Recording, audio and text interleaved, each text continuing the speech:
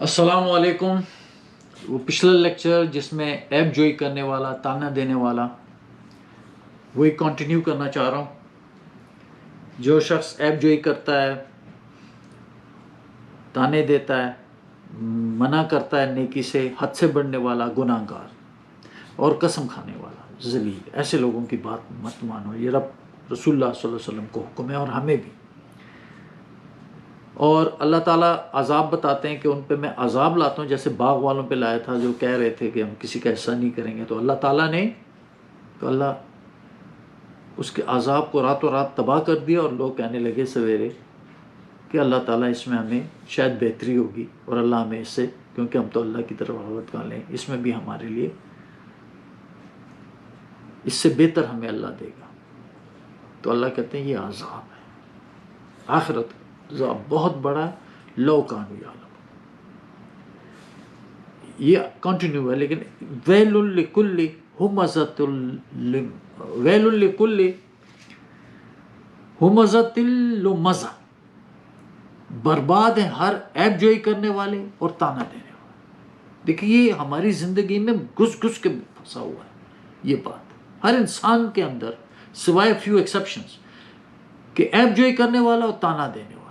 اس سے دور رہیں، ورنہ آپ عذاب در عذاب میں مبتلا رہیں گے. آپ کے اوپر تکلیفات آتی رہیں گی، کیونکہ آپ، خدا نے لکھ دیا کہ خدا میں کسی سنت ہے، اور آپ کو آئیڈینٹیفائی بھی نہیں کر سکیں گے، اور دوسروں پہ الزام لگاتے رہیں گے، جبکہ یہ عذاب آپ کے اوپر اپنے اعمال سے آ رہا ہے. تو بس یہ ویل لکل، ویل بربادی ہے ہر عیب جوئی کرنے والے کے لیے اور تانا دینے والے. جب ایک خدا حکم کر دیتا ہے، یاد رکھیں خدا صرف کہتا ہے اور وہی ہوتا ہے، کن فیکون.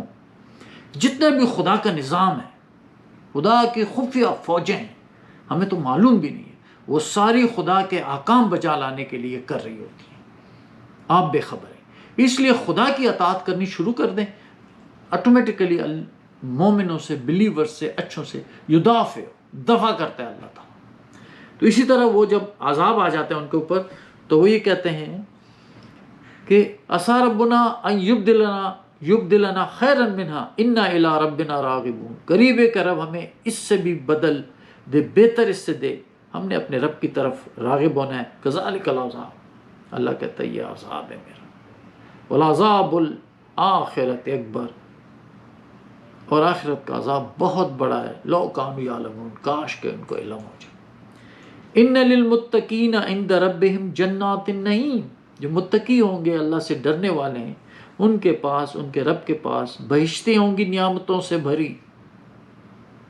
افنجعل المسلمین کالمجرمین، کیا میں مسلمین کو، اپنے تابع داروں کو، اللہ کے تابع داروں کو مجرموں کی طرح کر دوں گا؟ خدا سوال پوچھ رہا، کیا تمہیں یہ سوچ نہیں ہے یار؟ رب العالمین کا جو ایک تابع دار ہوگا، جو رب العالمین تو جانتا ہے آپ کی نیت کو، جو رب العالمین کا سپاہی ہوگا، جو رب العالمین کا غلام ہوگا، جو رب العالمین کی اوبیڈینس کرنے والا ہوگا، کیا وہ مجرم کی طرح ہوگا؟ مجرم تو اپنی خواہشوں کا غلام ہوتا ہے، جو دل کرتا وہی کرتا ہے، نہ قانون کا احترام کرتا، نہ خدا کے اصولوں کا احترام کرتا. تو اللہ کہتا ہے تمہارا کیا خیال ہے، میں دونوں کو ایک جیسا کر دوں گا. ما لکم کیف تحکمون، کیا ہے، کیسے فیصلے کر رہے ہو، کیسے حکم کر رہے ہو، کیا ہو گیا تم لوگوں کو؟ ام لکم کتاب فیہ تدرسون، کیا تمہارے پاس کوئی کتاب ہے اس کی جس میں تم یہ پڑھتے ہو؟ کون سی کتاب ہے؟ وہ رب کی تو کتابیں نہیں ہیں. کتابیں تو آپ لوگوں کے پاس ہزاروں ہیں، لیکن انسانوں کی لکھی ہوئی کتابیں ہیں، سنی سنائی باتیں. خدا، آپ کے پاس تو خدا کی کوئی کتاب نہیں ہے. تورات، زبور، انجیل، قرآن، یہ سب خدا کی کتابیں. باقی کتابیں تو خدا نے کہا ہی نہیں. ما آتیناہم من کتب یدرسونہا، میں نے ان کے کوئی کتابیں نہیں دی جو یہ پڑھ رہے ہیں. آپ پڑھیں ہزاروں کتابیں، ہمیں تو قرآن دیا. تو یہ اللہ پوچھے کہ کیا تم کوئی کتاب ہے جو تم اس میں پڑھتے ہو؟ ان لکم فیہ لما تخیرون، کہ تمہارے لیے اس میں ہے جو تم پسند کرو. کیا لکھا ہوا ہے؟ جو تم چاہو، جو پسند کرو، تمہارے لیے دیا ہوا ہے.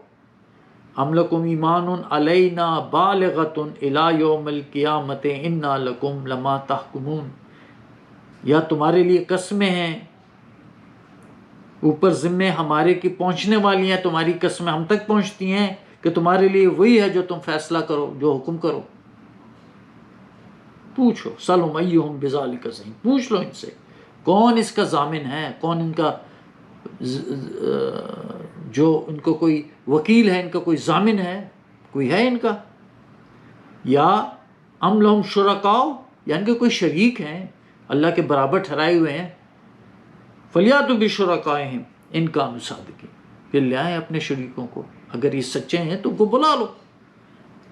اللہ کے علاوہ کوئی آپ کا شریک ہے، اللہ کے ساتھ برابر کیے ہوئے ہیں، انہوں نے آپ سے وعدے کیے ہوئے ہیں، لے آؤ ان کو خدا کے آگے اگر یہ سچے ہیں۔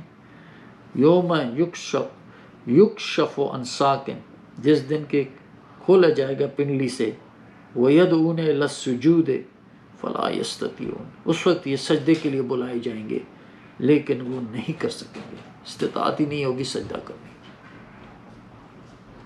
اس لیے سجدے کرتے جائیں رب العالمین کو، نیکیاں کرتے جائیں۔ جب آپ نیکیاں نہیں کرتے ہیں، سجدے نہیں کرتے، پھر سجدے نہیں کر سکیں گے۔ وقت کے ساتھ ساتھ پھر آپ سجدہ بھی نہیں کر سکیں گے۔ دیکھ لیں کئی لوگوں کو جو نماز نہیں پڑھتے، پھر وہ نماز نہیں پڑھ سکتے، پڑھ ہی نہیں سکتے، چاہے جسمانی کنٹرول ایسا ہو جاتا ہے، یا ویسی ایسی بیماریاں پڑ جاتی ہیں، یا ویسی عادتیں پڑ جاتی ہیں کہ بس نہیں ہوتا۔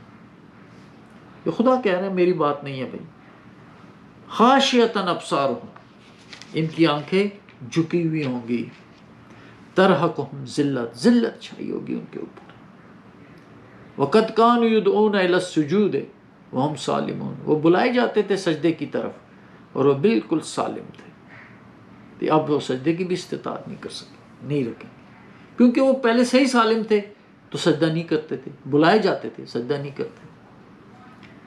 فَذَرْنِي، تو مجھے چھوڑ دو، وَمَن يُكَذِّبُ بِهَذَا الْحَدِيثِ، جو اس حدیث کو، اس بات کو جھٹلاتے ہیں، میری اس بات کو جو جھٹلا رہے ہیں، سَنَسْتَدْرِجُهُم مِّنْ حَيْثُ لَا يَعْلَمُونَ، میں درجہ بدرجہ آہستہ آہستہ ایسی جگہ پہ لے جاؤں گا جہاں ان کو علم بھی نہیں ہوگا۔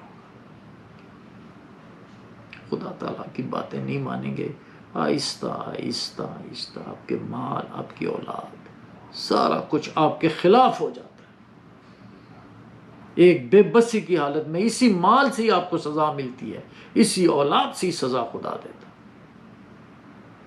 انما یرید اللہ ان یعذبہم بہا، انہی کے ساتھ میں ان کو عذاب دیتا ہوں، اور کفر کی حالت میں ان کو میں موت دیتا ہوں۔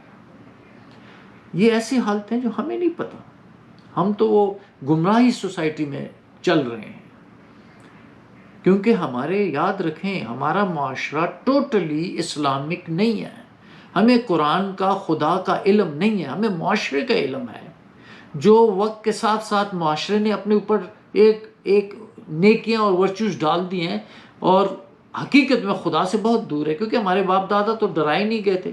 ہمارے باپ دادوں کو اگر اب 5-6 ساتھ پشت لے لیں تو قرآن کا تو علم ہی نہیں تھا، پڑھنا جانتے تھے، باقی عربی تو جانتے ہی نہیں تھے، جانتے بھی تھے تو قرآن کا تو پرچار ہی نہیں تھا، کوئی nobody was preaching قرآن۔ سب نے اپنی کتابیں بنائی ہوئی تھی، یہاں تک کہ تبلیغ نصاب کی کتابیں بنی ہوئی تھی، جبکہ تبلیغ تو صرف قرآن کی ہوتی ہے۔ اب آپ ایک آدمی کتاب لکھ دے کہ یار یہ تبلیغ کی کتاب ہے تو کریں آپ، یہ نصاب تو نہیں ہے، ہم تو رب کے غلام ہیں تو رب کے نصاب کو فالو کریں گے۔ تو اللہ کہتے ہیں مجھے چھوڑ دو، فَذَرْنِي وَمَن يُكَذِّبُ بِهَذَا الْحَدِيثِ سَنَسْتَدْرِجُهُم مِّنْ حَيْثُ لَا يَعْلَمُونَ، جو میری اس بات کو، میرے اس بات کو جو ریجیکٹ کرتے ہیں، میں درجہ بدرجہ آہستہ ایسی جگہ پہنچا دوں گا جہاں ان کو علم بھی نہیں ہوگا۔ وَأُمْلِي لَهُمْ، اور میں ان کو ڈھیل دیتا ہوں، اِنَّ کَیدِی مَتِین، میری جو چال ہے، تدبیر ہے، وہ بہت مضبوط ہے، nobody can break that۔ اللہ تعالیٰ سے بہت دعائیں کیا کریں خفیہ، اللہ تعالیٰ دعاؤں کو سننے والا ہے، اللہ تعالیٰ ہر مخلص آدمی کی سنتا ہے۔ ہم گناہ گار لوگ ہیں، لیکن جب اپنے مالک کی طرف رجوع کریں گے، ایک اللہ کو پکاریں گے، اللہ تعالیٰ سنتا ہے، اور سب سے قریب ذات ہمارے اللہ۔ ان کو موت نہیں آتی، زندہ ہے۔ باقی ہر کوئی آتا ہے، اللہ نے کوئی جسم بنایا ہی ایسا نہیں ہے جس کو موت نہ آتی۔ اس لیے کیوں نہ زندہ رب سے پکاریں، جو سن رہا ہے کیوں نہ اپنی اصلاح کرے، کیونکہ آپ کو تکلیف ہے، آپ تکلیف میں نہیں رہنا چاہتے، آپ ایک اچھی موت دیکھنا چاہتے ہیں، کیونکہ سب تعریفیں اللہ کے لیے، پاکیزگی اللہ کے لیے، کنٹرول سارا اللہ کے ہاتھ میں۔ الحمدللہ وآخر دعوانا الحمدللہ رب العالمین۔ تمام تعریفیں اللہ کے لیے جو تمام جہانوں کا پالنے والا۔